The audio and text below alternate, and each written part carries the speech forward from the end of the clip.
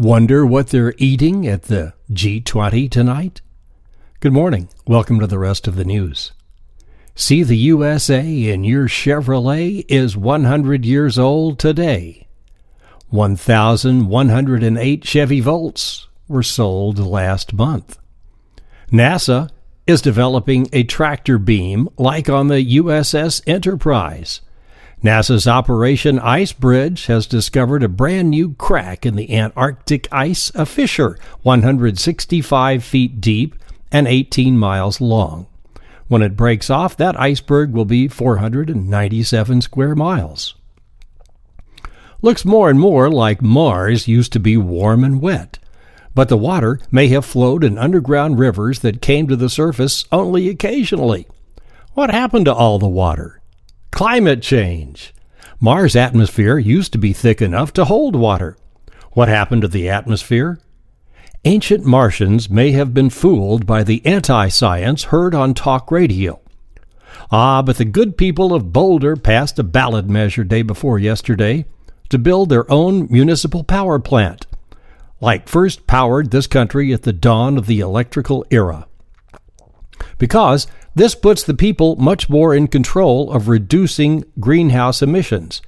They don't want to end up like those ancient Martians. The power company that is losing out says it delivers power cheaper, and Boulder is occupying the ballot box. That same election Tuesday passed a measure by 74%, proposing a constitutional amendment that declares corporations are not people.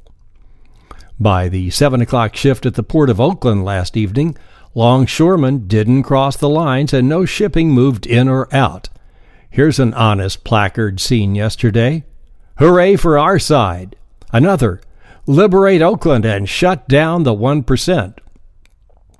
A New York Times op-ed piece this morning compares the 99%ers with what Richard Nixon coined the silent majority. Now there's a new website of and by the 1%ers. We stand with the 99% at Tumblr.com. Looks like the European Union may be saying goodbye to the birthplace of Western civilization and democracy. All eyes will be on Greece at the G20 Economic Summit on the French Riviera going on this very instant. Bill Gates will propose a financial transactions tax. Hello, hedge funds and high-speed traders. Actor Bill Nye is there in support of this so-called Robin Hood tax. He says the billion hungry people of the world should not have to wait for economic recovery. Wonder what they're eating tonight. It's the rest of the news. This is Dan Earhart.